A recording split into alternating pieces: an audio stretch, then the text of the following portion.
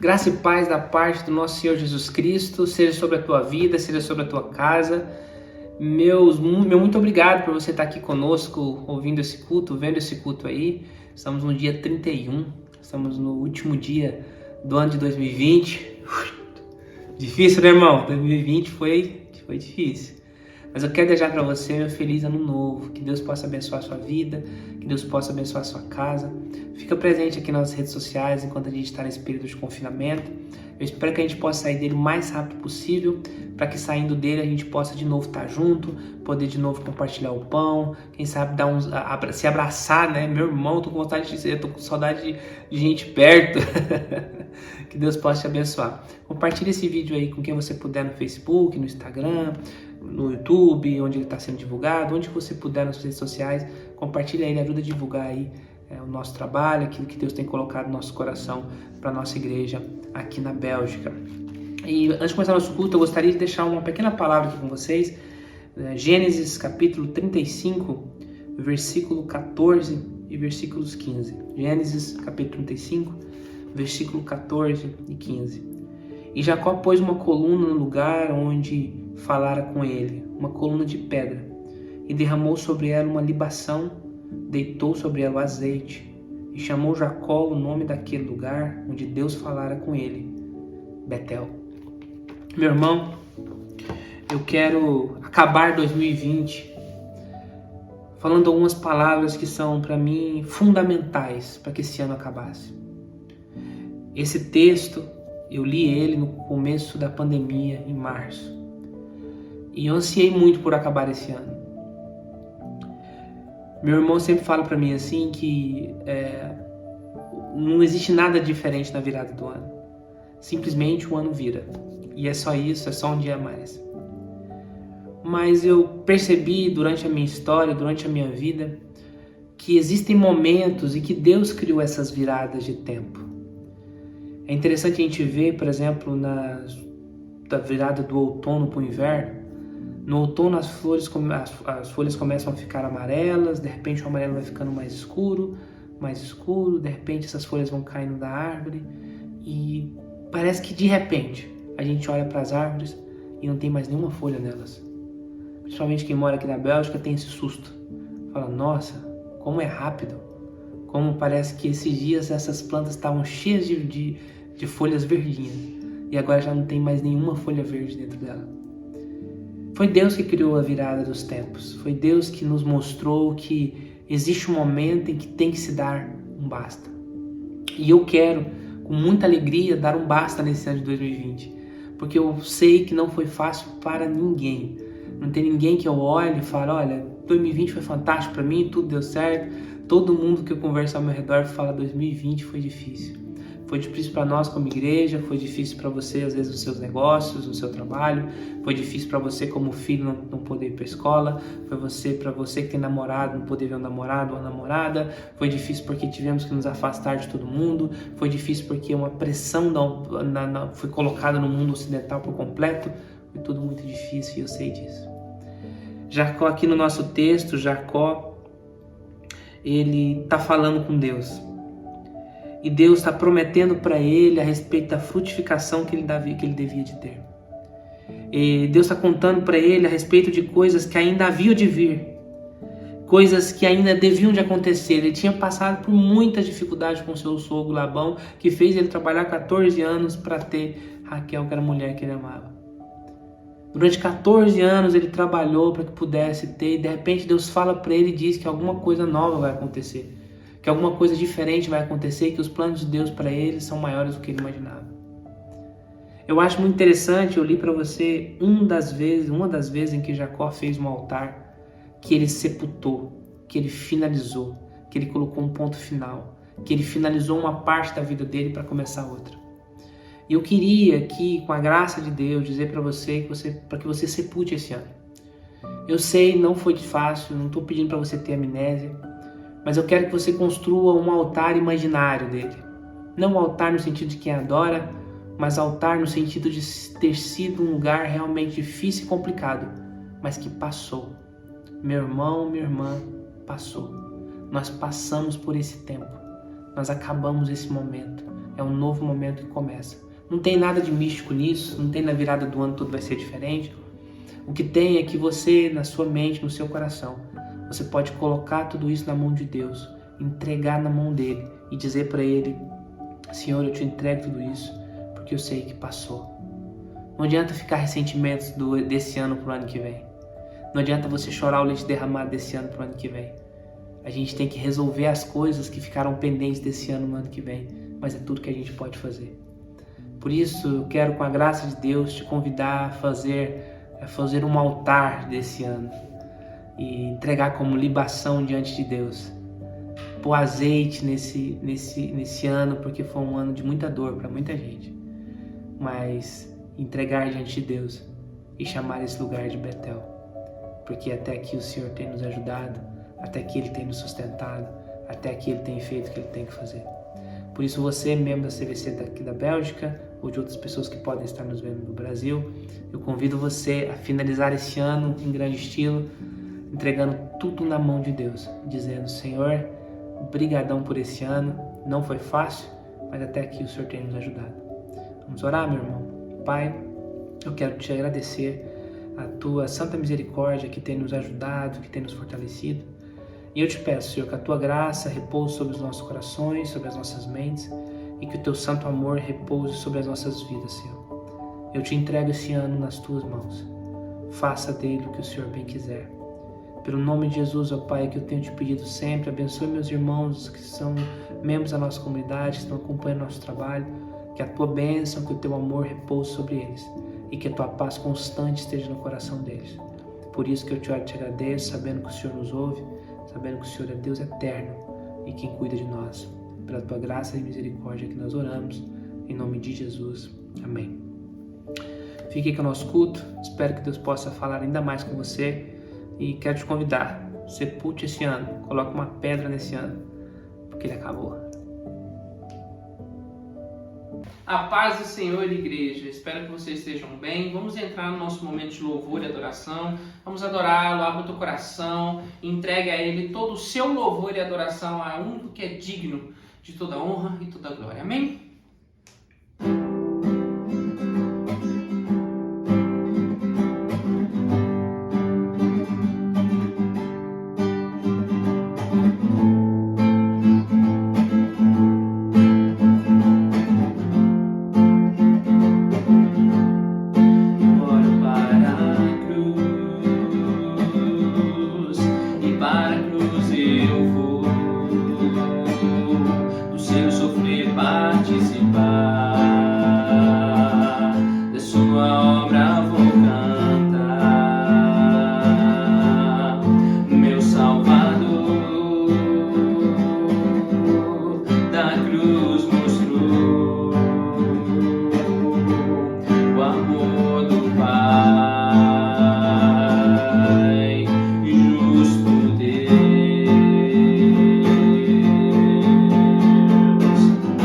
Pela cruz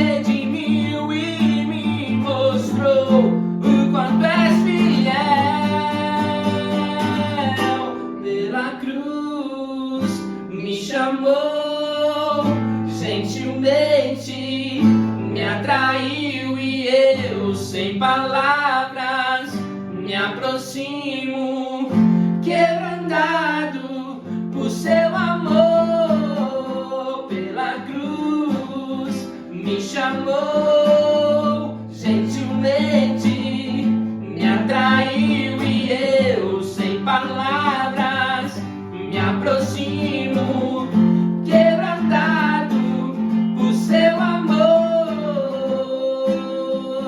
Aleluia. Amém.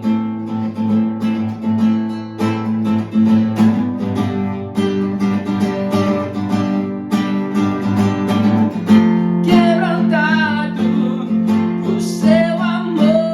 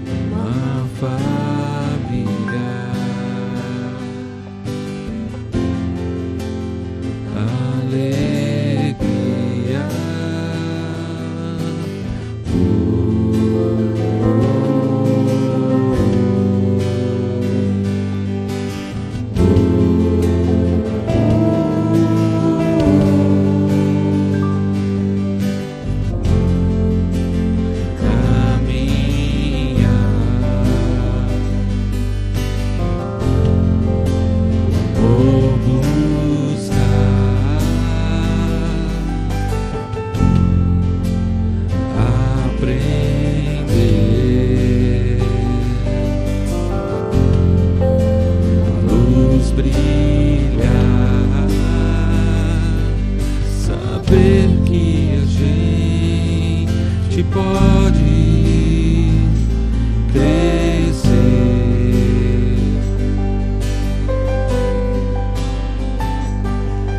viver, chorar, dançar e se alegrar.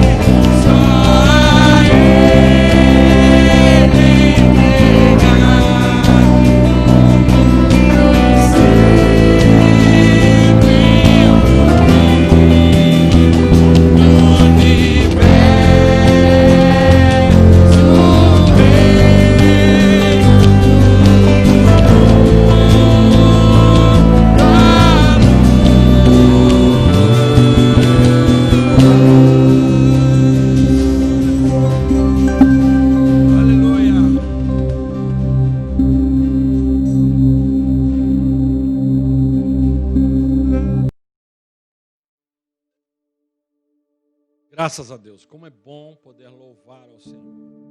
Eu gostaria de convidar você a abrir a sua Bíblia comigo no livro de Isaías, no livro do profeta Isaías, capítulo 62. Isaías 62.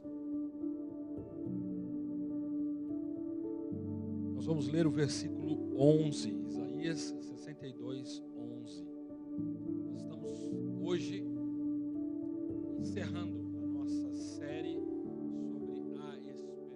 Nós passamos o mês de dezembro falando a respeito da nossa esperança, falando a respeito da esperança que temos em Deus, a esperança que vem da promessa de Deus. Nós começamos lá em Gênesis falando a respeito da queda do homem, e lá na queda o anúncio, a promessa de Deus a respeito da descendência do homem, o descendente do homem que viria para restaurar a relação entre nós e Deus.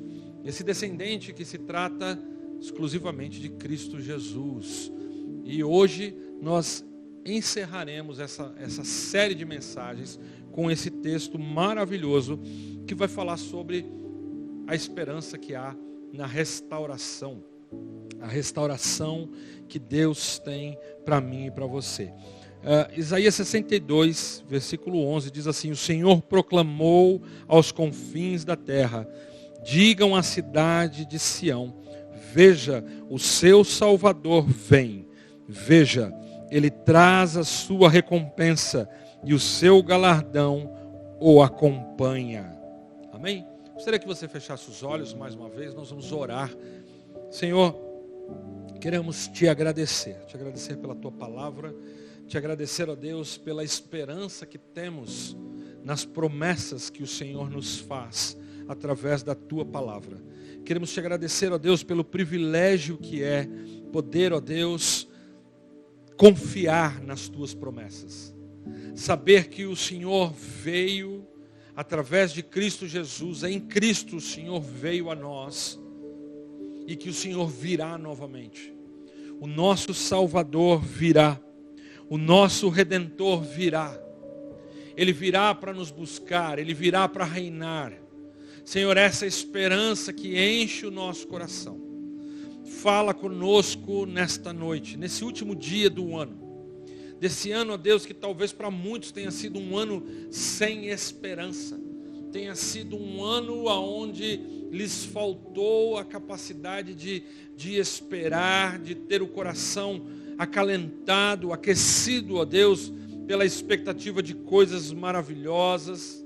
Alguns, ó Deus, passaram por esse ano esperando em coisas boas, mas coisas terrenas, coisas temporais. Enquanto o Senhor tem nos oferecido através da Tua palavra, ó Deus, uma esperança que não pode ser frustrada. Uma esperança, ó Deus, que não termina. Uma esperança que não tem prazo de validade, mas uma esperança que é eterna. O Teu reino, o reino do Teu Filho amado. Senhor, enche o nosso coração. Enche o nosso coração com essa esperança, Senhor. Encha-nos, ó Deus, com esse fervor, com essa convicção, com essa fé, com essa certeza de que o Senhor está vindo e o Senhor vem para reinar. Senhor, fala conosco, é o que nós te pedimos no nome precioso de Jesus. Amém. Amém.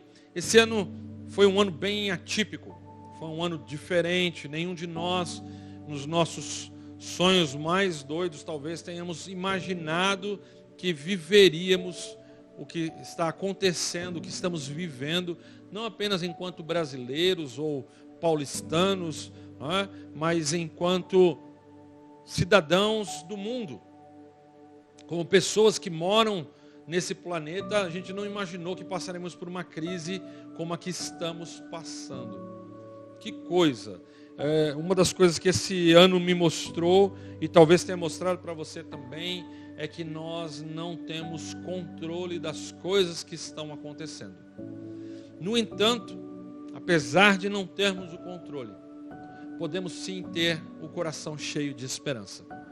Podemos sim trazer no nosso coração abrigada a esperança de um reino que está por vir.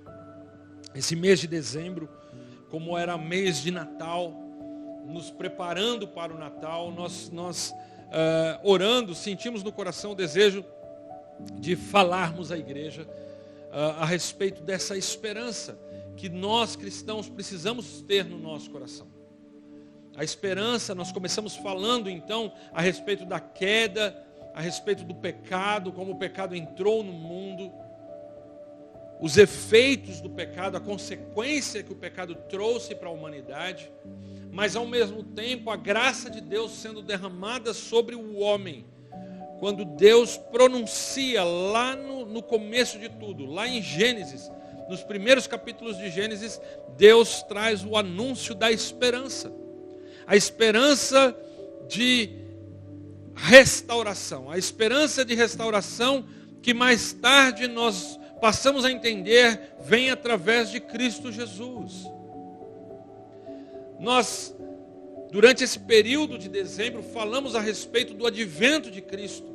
O anúncio da promessa de que Ele viria. De que havia uma promessa que se cumpriu, que é a promessa de que um governante se levantaria, de que Deus levantaria para si um governante, um descendente de Davi, que se assentaria sobre o trono para governar. Nós falamos a respeito da vinda de Cristo, do nascimento de Jesus, do nascimento do Redentor, do nascimento daquele que é o nosso Salvador. No Natal, na quinta-feira da semana passada, nós falamos no texto a respeito do anúncio do anjo aos pastores. Boas novas de grande alegria. Essa é a notícia do Evangelho. Uma boa nova, uma notícia boa que traz grande alegria e paz ao coração dos homens. Jesus Cristo, o Salvador, Ele nasceu. Mas muito mais do que isso, celebrar o Natal, que foi o que aconteceu nesse mês de dezembro, apesar de todas as circunstâncias adversas que nós enfrentamos, que nós passamos, ainda assim houve tempo para nós nos assentarmos à mesa, para comermos com os nossos queridos, para nos lembrarmos do nascimento de Cristo. Mas muito mais do que isso, meus irmãos, nós precisamos relembrar a nós mesmos, ao nosso coração. Precisamos reacender a chama da esperança de que Ele veio, Ele cumpriu todas as profecias, todas as promessas que se referiam a Ele. Ele nasceu, mas Ele subiu ao céu e Ele voltará para nos buscar. Por isso essa mensagem continua falando a respeito da esperança do advento, a esperança da vinda de Cristo, não mais da primeira vinda, não mais para nos lembrarmos, para nos colocar na direção correta, para entendermos corretamente o que é o Natal, não mais para focarmos no nascimento de Cristo, ao invés da troca de presentes, da árvore enfeitada, da mesa farta, do Papai Noel. Mas agora falamos com o nosso coração voltado para a verdade que ainda está nas Escrituras, de que Ele voltará para reinar. E que o nosso coração possa estar aberto para ouvir a palavra de Deus nessa noite. Esse texto de Isaías, quando nós lemos, na verdade, Isaías, chegando já aqui no final do livro de Isaías, esse que é considerado o Evangelho do Velho Testamento, um dos livros bíblicos do Antigo Testamento que mais fala a respeito do Messias, que mais faz promessas a respeito do ministério messiânico de Cristo. Quando nós lemos, começando lá em Isaías 61, nós vemos aquele texto famoso que Jesus, em Lucas 4, Lucas ele narra, ele descreve aquilo que Jesus fez. Abre o rolo do profeta Isaías na sinagoga, num sábado, lhe é dado a porção de Isaías para ler, e era Isaías 61, e ele lê e começa a dizer: o Espírito do Senhor está sobre mim, anunciando ali o início do seu ministério e as características do seu ministério, um ministério de restauração, um ministério de reparação, um ministério de reconciliação. Isaías, então, ele vai descrevendo, você vai lendo o texto, a profecia de Isaías, e ele vai falando, Deus está falando com o povo a respeito da restauração que ele vai fazer. E em Isaías 62, ele começa a falar mais especificamente a respeito da restauração sobre Sião. E quando nós lemos o texto, ele fala de uma maneira muito interessante a nós, a respeito dessa expectativa de um casamento. A linguagem de Isaías 62, ele vai falar sobre essa restauração e ele usa a figura de linguagem de um casamento. É uma linguagem muito comum nas escrituras sagradas, nas sagradas escrituras. É uma linguagem comum, a linguagem do casamento.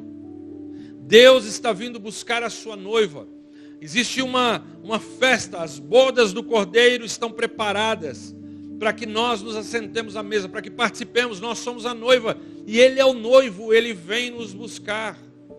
E o texto de Isaías vai falar sobre essa grande alegria, sobre essa grande expectativa. Os estudiosos dizem que dentro de uma cultura judaica de casamento, era muito comum que você lesse relatos, que você encontrasse relatos que falam a respeito desse momento da vida cotidiana das pessoas comuns, o casamento. Mas normalmente esses relatos vão descrever uma expectativa, uma ansiedade, um desejo ardente de que aconteça tudo isso, mas sempre focando essa expectativa na noiva. No entanto, Isaías 62 fala a respeito da expectativa do noivo. Fala a respeito da expectativa de Deus, da parte de Deus. E aqui vale a gente fazer abrir um parêntese aqui. Essa questão da expectativa, da ansiedade, do frio na barriga, da impaciência para que as coisas aconteçam. a mim me parece que é um tipo de sentimento que não cabe a Deus. No entanto, o escritor, o profeta usa desse texto, ele usa dessas linguagens na tentativa de nos aproximar da compreensão de quem Deus é e daquilo que Deus está tentando fazer. É muito comum vermos na Bíblia algumas expressões como a mão de Deus, os olhos de Deus. No entanto, a mesma Bíblia nos revela que Deus é espírito, e como espírito ele não tem corpo. Mas esses artifícios, eles têm o propósito de nos familiarizar com Deus e a sua ação. Eles têm muito mais a ver conosco do que com Deus. É muito mais para que eu e você possamos compreendê-lo do que, de fato, uma necessidade dele. E aqui no texto de Isaías, nós vamos encontrar a descrição de um casamento, mas o assunto que Isaías está falando é da restauração de Sião. Uma terra que antes foi desolada, uma terra que antes foi sofrida e maltratada por causa do pecado e da rebelião do próprio povo de Deus. Mas que agora Deus, em se lembrar da sua misericórdia, em se lembrando da sua graça e do seu amor e da sua aliança para com o seu povo, decide vir ao encontro deles para restaurá-los. É uma palavra, é uma profecia que fala a respeito de restauração. Ela ainda é futura, mas ela descreve para mim e para você a glória do que está para acontecer, a majestade, e ela cria então esse cenário. E uma das coisas que o versículo 4 diz assim, Isaías 62, versículo 4, não mais a chamarão de abandonada, nem desamparada a sua terra. Você, porém, será chamada Refizibá, e a sua terra Beulá. Essas palavras em hebraicos, esses nomes em hebraicos, Refizibá significa o lugar do meu deleite, aonde habita o meu deleite. A profecia de Isaías dizia, agora você, Sião, será chamada de o deleite do Senhor, a delícia do Senhor. Fala de uma aliança de paz. Houve uma restauração no relacionamento entre Deus e o seu povo. O outro nome, Beulá, significa aquela que foi casada, aquela que foi desposada. Não mais abandonada, não mais rejeitada. Aqui, Sião tem, para mim e para você, tem no texto bíblico o sentido de Israel, que sendo escolhida por Deus, sendo separada para Ele, se revoltou, se rebelou contra Ele, se rebelou contra o seu Senhor, contra o seu amado, contra o seu Deus, contra o seu Senhor, o seu Mestre. E da mesma forma que, quando nós lemos o texto de Oséias, o profeta que é ordenado por Deus a se casar com a prostituta, esse é Israel. O profeta ali representa Deus, e a prostituta, a mulher que se prostitui, que adultera, que trai a fidelidade, que quebra a aliança, o pacto de fidelidade e se prostitui, é Israel. É o povo de Deus que se volta contra Deus, que se afasta de Deus, que busca deuses que não são Deus. Mas mesmo assim, Deus busca esse povo e o restaura. Busca esse povo essa noiva que se prostituiu e se desposa dela. Casa-se com ela. Restaura a aliança e ela não mais será chamada aquela que não tem marido. Deus olha para Sião, olha para a nação de Israel e diz: vocês não mais serão chamados assim, mas vocês serão chamados o lugar do meu deleite. Aquele povo em quem eu ponho o meu prazer. Assim como olha só, pois o Senhor terá prazer em você e a sua terra e a sua terra estará casada. Versículo 5. Assim como um jovem se casa com a sua noiva. Assim como um jovem se casa com a sua noiva, os seus filhos se casarão com você. Assim como o noivo se regozija por sua noiva, assim Deus se regozija por você. Existe um mover, existe um propósito de Deus, existe um anseio de Deus, existe uma intenção de Deus. Não como uma expectativa minha e sua, não como uma ansiedade, ai, será que vai acontecer? Um nervosismo, ai, quando é que vai acontecer? Não, existe uma intenção de Deus que vai ser satisfeita. Existe um propósito de Deus que não pode ser frustrado, que vai acontecer. E esse propósito é a restauração do relacionamento de Deus com o seu povo. É o casamento de Deus com o seu povo. Quando isso acontecer, o versículo 11, que é o tema da nossa mensagem de hoje, o Senhor proclamou aos confins da terra. O Senhor proclamou a todas as nações da terra. Essa é uma mensagem que Deus enviou. Essa profecia, ela não é apenas para Israel, mas é para todos os povos. Essa palavra é para mim e para você. Essa palavra é para onde você estiver, para as pessoas que estiverem perto de você. Essa restauração de Deus não é apenas para o Israel, mas é para todo aquele povo que Deus separou para si, para o Israel de Deus, para esse Israel espiritual, para esse povo que Deus separou para si, de todos os povos, tribos, línguas e nações. Essa é a mensagem de esperança que foi proclamada, que foi propagada e chegou até a mim e a você. A palavra que chegou aos confins da terra, que foi proclamada a todas as nações. Digam à cidade de Sião, veja, o seu Salvador vem. O nosso Salvador está vindo. Aquele que nos salvou, aquele que nos regenerou, aquele que nos resgatou, aquele que pagou o preço do nosso resgate, o que pagou o preço da nossa redenção. Ele vem para reinar, Ele vem para governar, Ele vem para se assentar no trono, o seu reino vem sobre nós.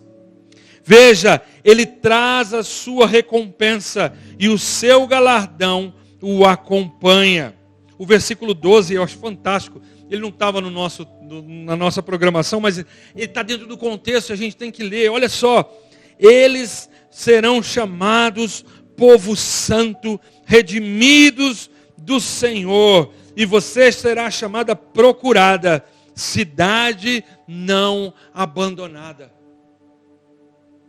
Talvez, meu irmão, nesse ano de 2020, que nós enfrentamos tantas coisas, tantas adversidades, tantas coisas difíceis, coisas inimagináveis, coisas que jamais imaginaríamos que iríamos passar, iríamos experimentar na escala que experimentamos.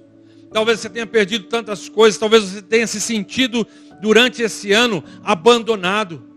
Talvez você tenha se sentido largado, solto, sem direção. Eu quero dizer para você que existe uma esperança de um reino que está vindo. Existe uma esperança de um reino que será estabelecido, que já é, mas ainda não. Que ele já é na nossa vida, mas o aguardamos para que ele se manifeste de forma clara a todos. O reino do nosso Senhor, o reinado do nosso Messias, o nosso Salvador vem. Ele vem para buscar aqueles que são seus. Ele vem para que aqueles que pertencem a Ele sejam conhecidos. Ele vem para que possamos ser manifestos, aqueles que foram comprados pelo seu sangue, para que nós nos assentemos com Ele e reinemos com Ele. Ele vem para nos trazer recompensa, Ele vem para nos trazer galardão, Ele vem para que aonde Ele estiver nós estejamos também. E essa precisa ser a nossa esperança, essa precisa ser a esperança que enche o nosso coração, esse precisa ser o foco da nossa jornada. Esses dias eu estava ouvindo uma história, eu achei ela muito interessante. Ela fala da Segunda Guerra Mundial, quando aqueles que ficaram conhecidos como os pracinhas brasileiros, foram enviados para a Itália para lutar lá na Europa uma guerra que não era nossa, uma guerra que parecia não ter muito sentido para a gente, já que o Brasil estava tão longe de tudo isso.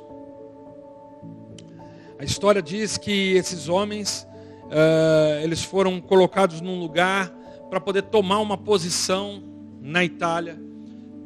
Dizem que os americanos já haviam tentado e tinham perdido para os alemães. Os aliados já tinham tentado, os ingleses, junto com os outros exércitos ali, já tinham tentado e também não tinham conseguido. E colocaram os brasileiros lá. E eles fizeram a primeira tentativa e foram rechaçados pelo exército alemão. A posição era desfavorável, era uma colina que precisava ser tomada. Eles fizeram várias tentativas durante aqueles primeiros dias, sem sucesso nenhum. E a história diz que o oficial responsável pelo pelotão, o general ali, decidiu juntar todas as forças, todos os soldados que tinham, e falou assim: agora a gente vai, é por tudo ou nada. E esses homens então decidiram que eles tinham que ir. Se fossem durante o dia, os alemães os veriam e eles seriam alvejados. Se fossem de noite, o frio da Europa, para o qual eles não estavam preparados, e dizem que nem roupa tinham própria para o frio europeu. E é verdade, se você já esteve na Europa, você sabe que o frio europeu, nós brasileiros, as nossas roupas não servem para lá.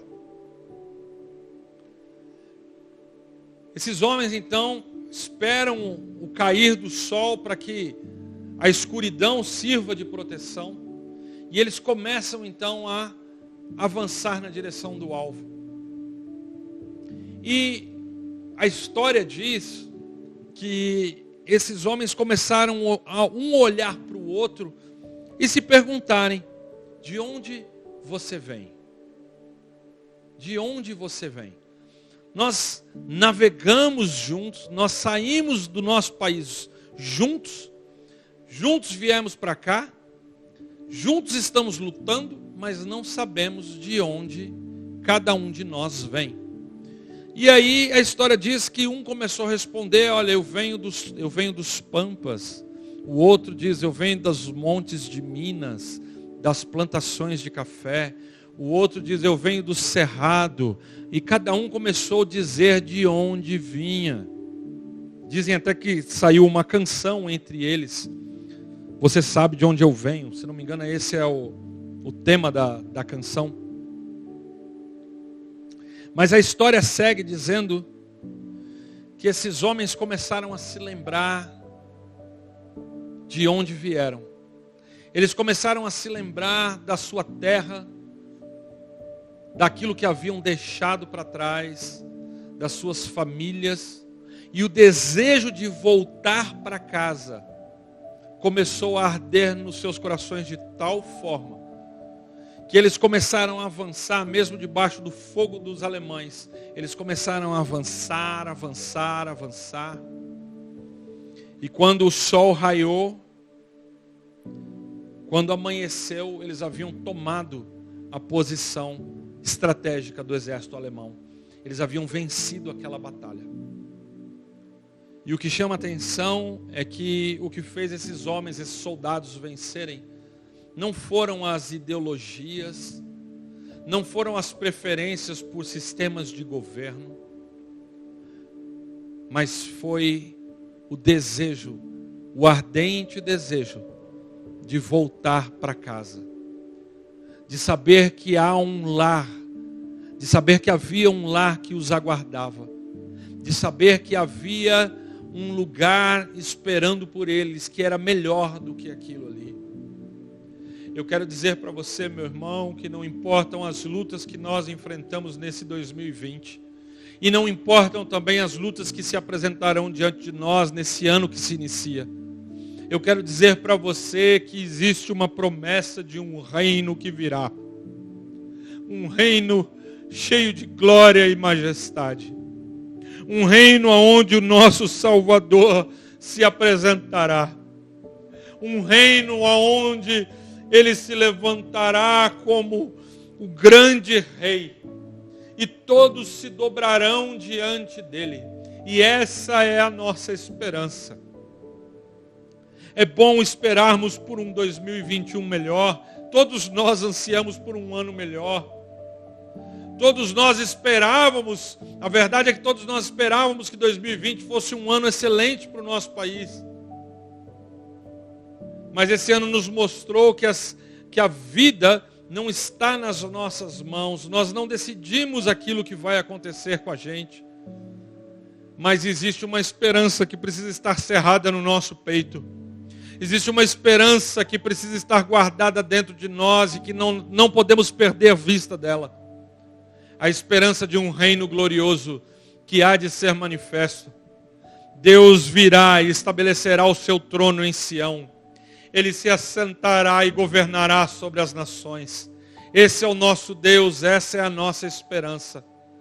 Que o seu coração possa estar firmado nela.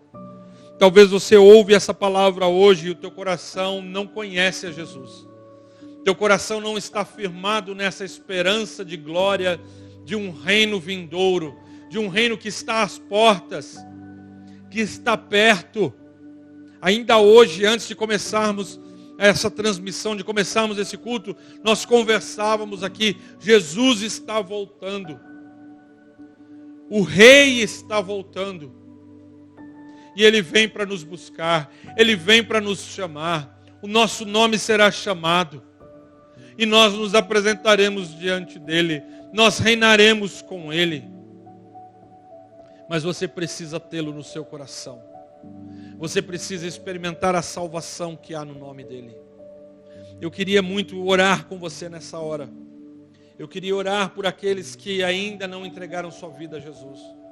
E eu queria orar também por aqueles que são de Deus e que precisam ter essa chama, essa esperança dessa vinda gloriosa de Jesus acesa, queimando no nosso coração. Feche seus olhos, eu quero convidar você a orar nessa hora. Senhor, nosso Deus e nosso Pai, nós te somos gratos, ó Deus, pela esperança que temos na Tua Palavra.